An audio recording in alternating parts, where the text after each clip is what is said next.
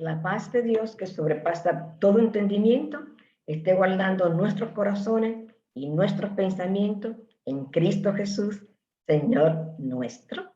Como siempre, desde el espacio Liderazgo Punto Clave, su hermana y amiga Jocelyn Rivera. En esta ocasión continuaremos con la tercera entrega de nuestra serie Cómo vivir una vida plena al máximo.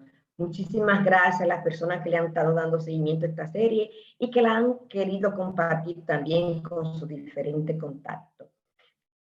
De alguna manera, cuando nosotros vamos a buscar un trabajo, lo primero que hacemos es ver si nuestro perfil se corresponde con lo que está pidiendo la organización, con lo que está pidiendo la empresa. Y definitivamente, cuando lo leemos y vemos, sí, estas son las expectativas que tienen los empleadores y yo lleno esas expectativas, nos atrevemos y vamos y solicitamos ese trabajo. Pero hay una pregunta sumamente importante que nosotros como cristianos debemos de hacernos de manera continua. Y la pregunta es, y es el tema de esta reflexión, ¿cuáles son las expectativas que Dios tiene para con cada uno de nosotros, los creyentes, los cristianos, la persona que hemos decidido andar como Jesús anduvo?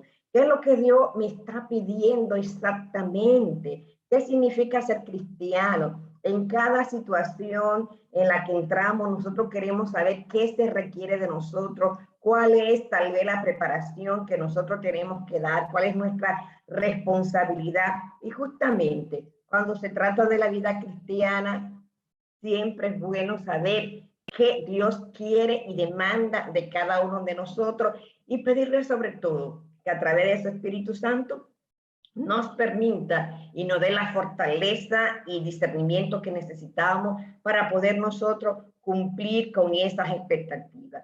Independientemente de que seamos pobres, de que seamos ricos, de que seamos delgados, de que seamos un poquito llenos, todos nosotros quisiéramos saber qué Dios demanda de cada uno de nosotros y qué debemos nosotros hacer. Es una pregunta fundamental que continuamente nos hacemos nosotros, los seres humanos. Es bastante simple y a la vez bastante práctica. Sin embargo, qué buena noticia. Dios nos ha revelado su voluntad y en esta oportunidad la podemos encontrar en el libro de Miqueas, capítulo 6, versículo 8. La pregunta es, ¿cuáles son las expectativas que Dios tiene para cada uno de nosotros?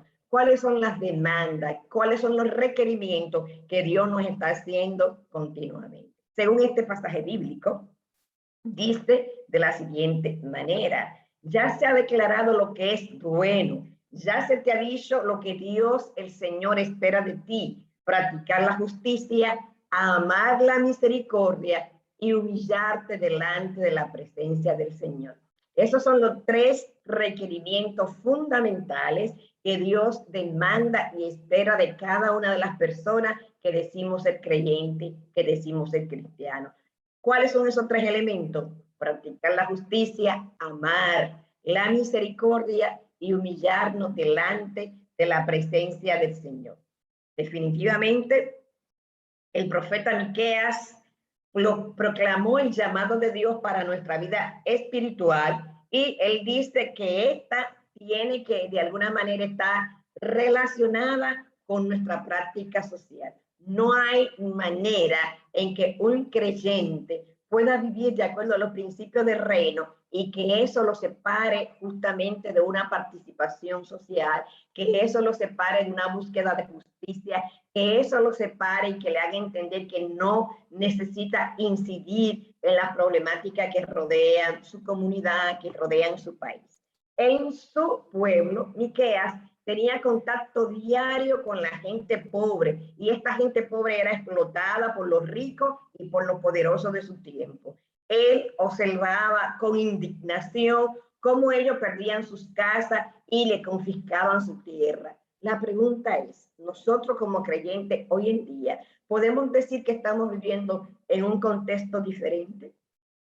¿Podemos decir que estamos viviendo en un contexto donde se está practicando la justicia o lamentablemente, por el contrario, todavía en la actualidad nosotros vemos cómo los ricos, las personas más influyentes, las personas de mayor poder inciden en las vidas de los pobres, de los vulnerables, de los marginados, cómo arrebatan lo poco que tienen esas personas, independientemente de que ellos hayan acumulado millones y millones.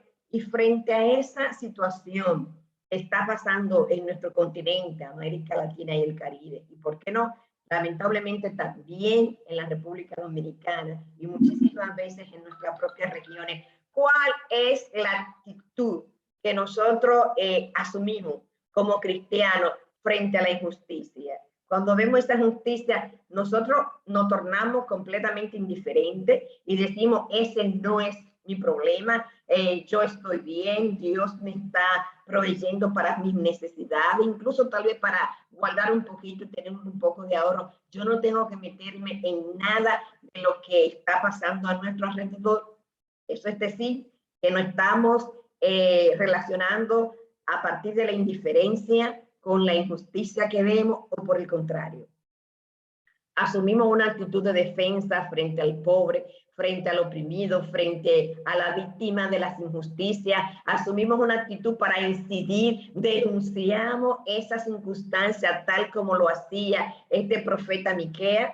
Definitivamente, en la mente de Miqueas, la corrupción que existía, señores, lamentablemente, entre los líderes religiosos y los líderes que estaban políticamente dirigiendo la nación, era una relación que ellos se habían confabulado para definitivamente aprovecharse de las personas vulnerables, para aprovecharse de las personas que no tenían quien velara con ellos. Y Miqueas estaba observando esta situación y este tratamiento inhumano que se le estaban dando a los más vulnerables, a manos de la gente que supuestamente tenían que velar para cuidar a la persona.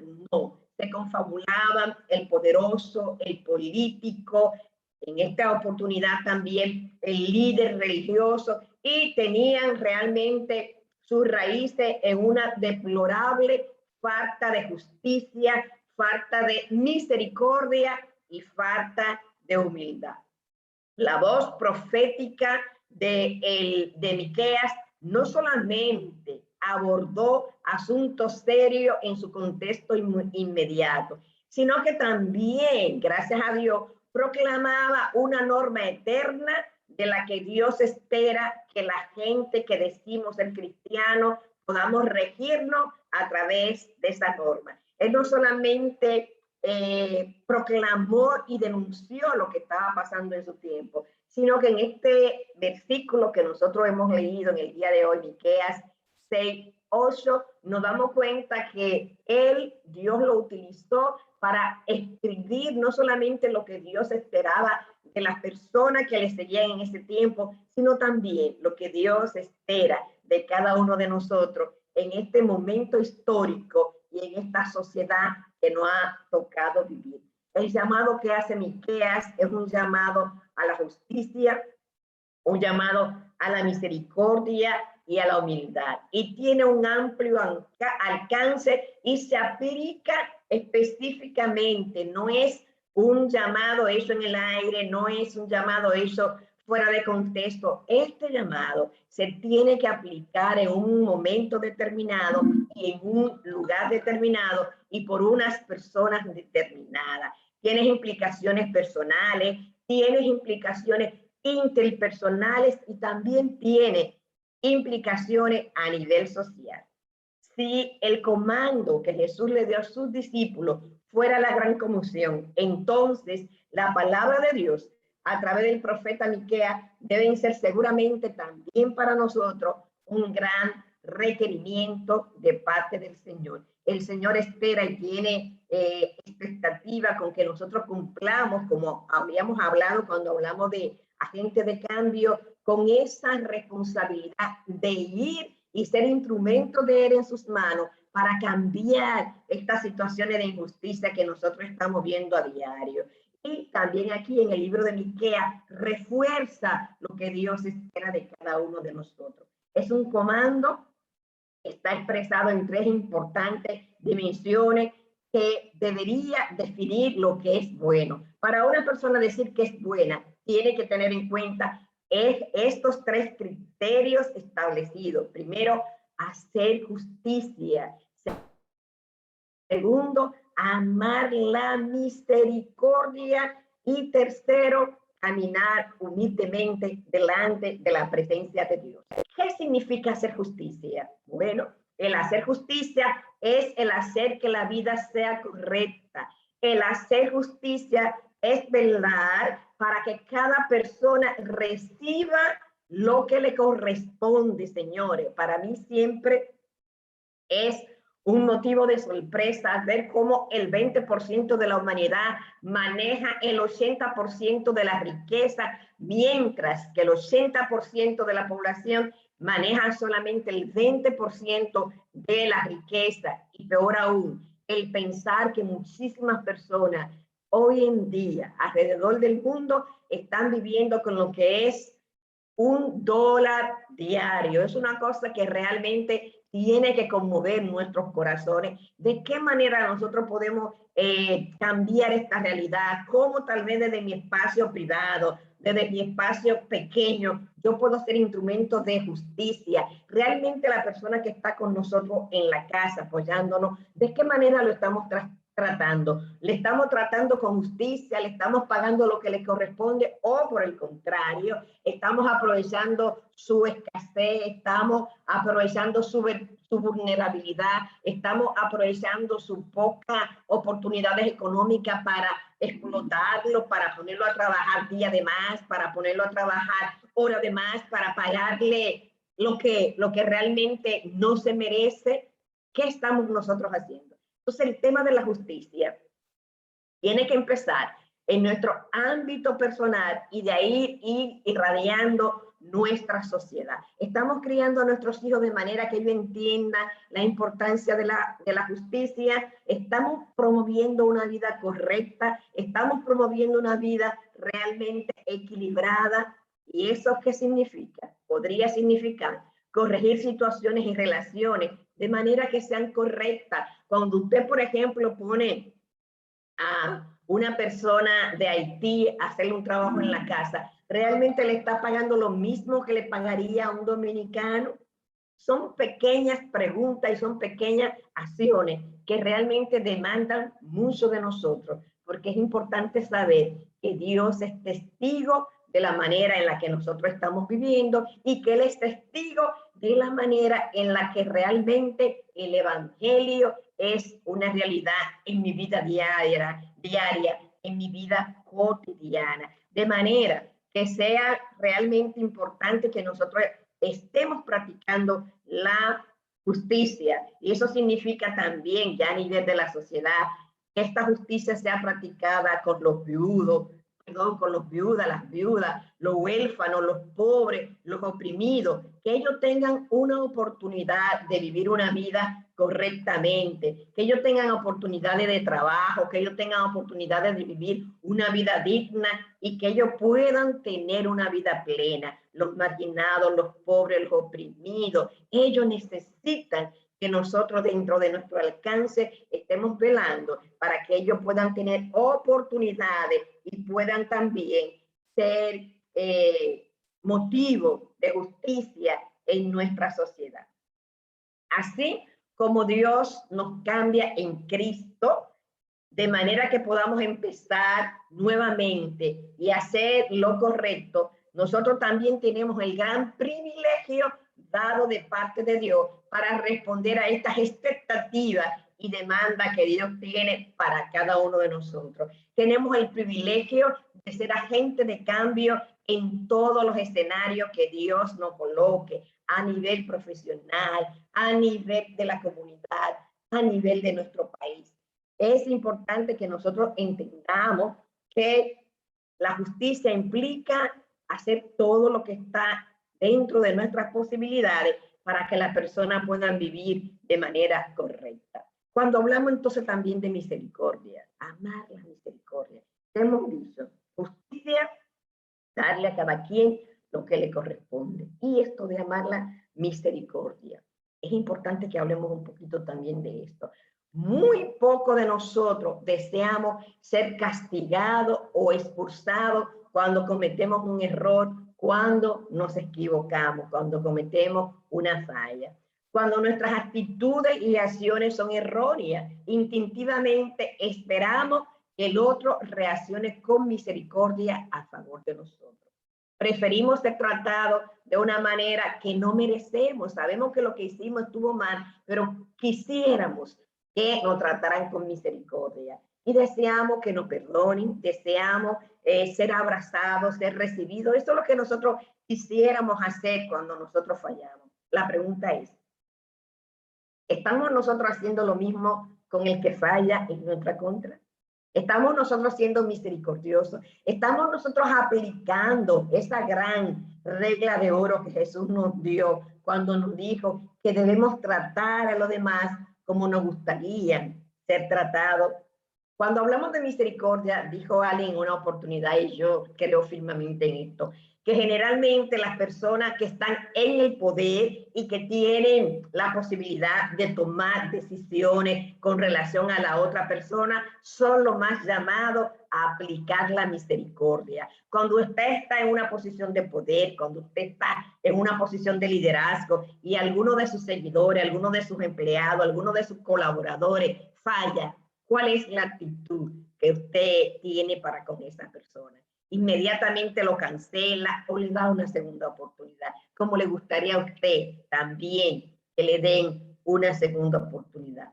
Justicia es darle a cada quien lo que le corresponde. En cambio, misericordia es justamente darle a alguien algo que no le corresponde, darle a alguien la segunda oportunidad para que vuelva nuevamente a estar en la posición que estaba antes y acompañarlo para que no vuelva a cometer los mismos errores. Hay dos preguntas sumamente importantes que yo quisiera dejarle a ustedes en este día. La pregunta 1 dice, ¿hay algo acerca de esta descripción de la justicia que le sorprende? Recuerden, justicia, darle a cada quien lo que le corresponde. ¿Hay algo que le sorprende en esta descripción? Pero también la pregunta es, ¿hay algo que le sorprende en esta descripción de misericordia? Darle a alguien algo que no se merece. Y está ligada con el perdón, está ligada con la regla de oro, está muy ligada a dar una segunda oportunidad.